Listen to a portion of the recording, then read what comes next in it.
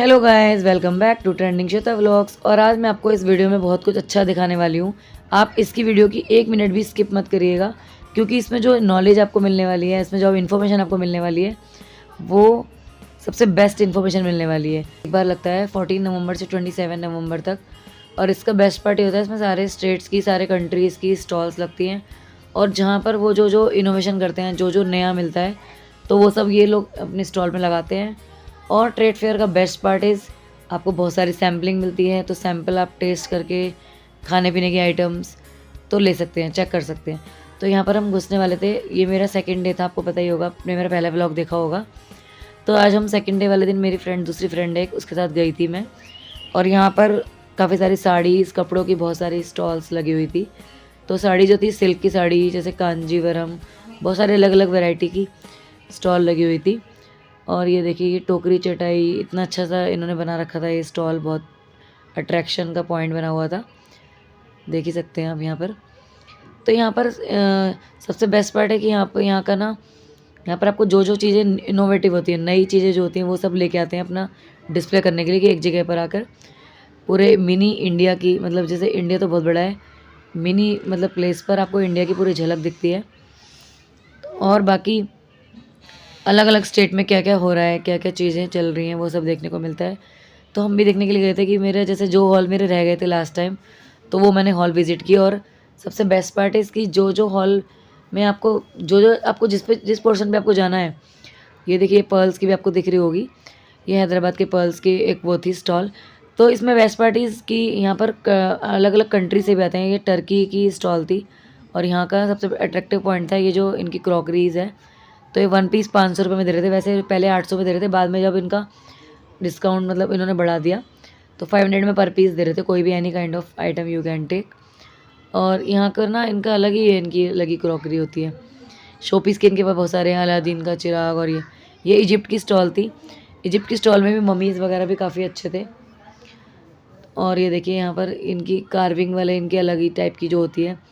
मुझे तो खैर इसमें से लेना नहीं था कुछ भी, तो मैं बस देख रही थी क्या क्या इन्होंने लगाया है।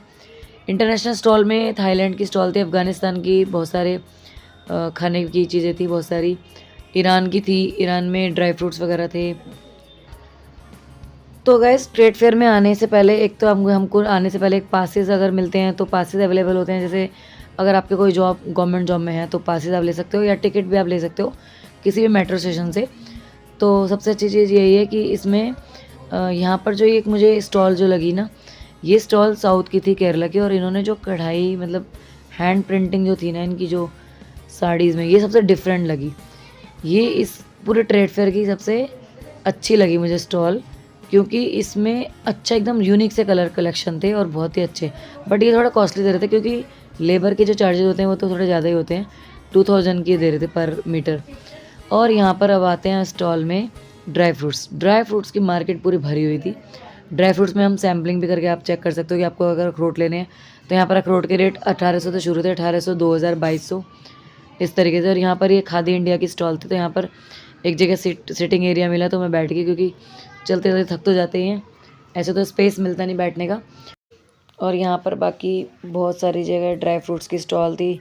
यूएई अबू धाबी की भी स्टॉल थी। अबू धाबी में खजूर बहुत होता है, आपको पता ही होगा। तो यहाँ पर खजूर की बहुत सारी वैरायटी थी। और ये बादाम, काजू, पिस्ता, सारी ड्राई फ्रूट्स, किशमिश, सब बहुत महंगा महंगा मिल रहा था, क्योंकि इसमें बार्गेनिंग भी नहीं करते ये लोग ज़्यादा। तो बेटर है, एक बार आप देख सकते हो, अगर आपको मन करे तो ले सकते हो, नहीं तो फिर कहीं और से लो, क्योंकि ये तो बहुत महंगा महंगा देते हैं। ऑब्वियसली दूर से, इतनी कंट्री से लगा के आते हैं इतना सारा। तो ये था स्टॉल्स अबू धाबी का।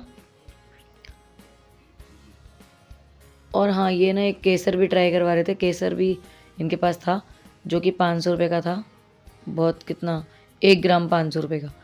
तो ये भी बहुत महंगा मिल रहा था। इसके बाद हम दूसरे हॉल में जाने के लिए रेडी थे। तो हम हॉल नंबर 6 से हॉल नंबर 14 में जाना, हॉल नंबर 12 में जाना था हमें।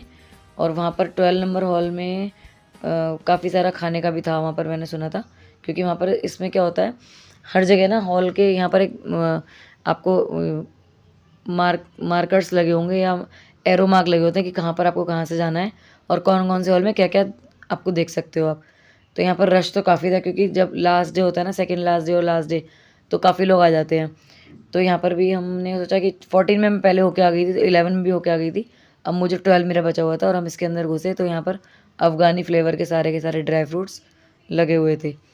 तो फिर हम यहाँ पर आए और ये वाला भैया तो सैम्पलिंग के लिए मना कर रहा था, तो लेकिन फिर उसने बाद में दिखाया, टेस्ट करवाया। यहाँ पर मसाले भी थे इनके पास और मसालों में भी फिर हमने मसाले लिए। बाकी यहाँ पर खाने पीने के काफ़ी सारे, जैसे एयरलेस कंपनी का था ये, और इनके पास ब्रेड का चीज़ स्प्रेड था, और ये सैम्पलिंग दे रहे थे सैंडविच की, अगर आपको ओरिगेनो और चिली फ्लेक वाला लेना है। और अचार की भी यहाँ पे काफ़ी सारी वैरायटी थी, तो मैंने यहाँ से अचार भी लिया। अचार बिल्कुल घर जैसा लग रहा था, आम का और नींबू का लिया मैंने। और बाकी इसमें से हमने ब्रेड का जो स्प्रेड था वो ले लिया, और इनका रेट भी सही था, 65 रुपीज़ में ये दे रहे थे एक बॉक्स। तो टेस्ट भी करके दे रहे थे, मतलब ये अच्छा था इनका फ्लेवर, एयरलेस करके। और मैंने तो पहली बार ही देखा था, क्योंकि हम लोग नॉर्मली वीबा या डॉक्टर वोटकर वाला जो बच्चों को पसंद होता है वही खाते हैं। तो फिर ये एक बॉक्स 65 का दे रही थी, मैंने ले लिया फिर। और यहाँ से फिर हमने चोखा करके एक अलग वो थी, तो वहाँ से हमने अचार लिया। उसके बाद हम बाहर की तरफ आके थोड़ी सी फ़न करने लगे, क्योंकि यहाँ पे फाउंटेन बहुत अच्छे लग रहे थे, और मैं और मेरी फ्रेंड लगे हुए थे थोड़ी सी रील बनाने में। उसके बाद गाइस यहाँ पर था राजस्थान का स्टॉल। राजस्थान में आपको पता ही है, गज्जक के लिए, तिलपट्टी के लिए फेमस है। तिलपट्टी और तिल की गज्जक और लड्डू और पता नहीं क्या क्या था इनके पास, बहुत कुछ था। तो इस वाली स्टॉल में भी ये लोग सैम्पलिंग करवा रहे थे, बट इनकी गज्जक भी बहुत महंगी थी, तो मैंने यहाँ से नहीं ली, बस हमने देखी थी यहाँ पर क्या क्या रेट दे रहे हैं। फिर यहाँ पर डाबर का भी शोरूम था, और भी अफ़गानी का कोकिला मेहंदी, और भी बहुत सारी चीज़ें थी यहाँ पर। तो ये सब चल रहा था साइड बाय साइड, और रश तो इतना ज़्यादा था पूछो मत। अगर गाइस आप ट्रेड फेयर जाते हो, तो एक तो आप सबसे पहले यहाँ पर बार्गेनिंग करना सीखो, और दूसरी बात यहाँ पर आपको सैम्पलिंग भी मिलेगी, तो आप सैम्पल भी टेस्ट करके फिर लो आइटम कोई भी।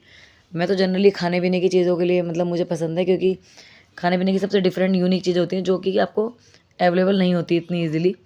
तो यहाँ पर ये चीज़ अच्छी थी। और यहाँ पर जैसे नमकीन, पिकल्स, पापड़, भेलपूरी, ये सब चीज़ें कुछ कुछ यहाँ पे देते भी हैं। भेलपूरी तो भैया बेच ही रहा था, सेल कर रहा था। और यहाँ पर कुछ कुछ चीज़ें जैसे मशीन्स वगैरह बहुत सारी, जैसे मशीनरी हो गई, कॉस्मेटिक हो गया। तो ये भी एक अच्छा एक्सपीरियंस है कि एक ही जगह पर आपको सब कुछ मिल जाता है और एक ही जगह पे अवेलेबल होता है। काफ़ी सारे ऑफर्स भी निकालते हैं, ऐसी बात नहीं है कि सारी चीज़ महंगी होती है। तो कुछ कुछ जो ऑफ़र अगर निकालते हैं तो आप देख सकते हो कि ऑफर सही लग रहे हैं नहीं लग रहे, तो आपको बस देख के ही करनी है शॉपिंग। तो गाइस अभी हमारा ये जो ट्रेड फेयर का सफ़र था बहुत ही अच्छा था, और आई होप आपको ये वीडियो बहुत पसंद आई होगी। तो और आप जब भी नेक्स्ट ईयर जब ट्रेड फेयर लगेगा तो आप ज़रूर इसमें विज़िट करिएगा, बहुत ही अच्छा रहता है ये ट्रेड फेयर देखने के लिए। यहाँ पर काफ़ी कुछ नया भी मिलता है, यूनिक भी मिलता है, और हर किसी का कल्चर स्टेट भी मिलता है। और इसमें आज इस बार तो इसकी थीम ही विकसित भारत थी, तो विकसित भारत की पूरी झलक इसमें देखने को मिली। और thank you so much guys, if you are watching, like share subscribe कर दो। Thank you so much.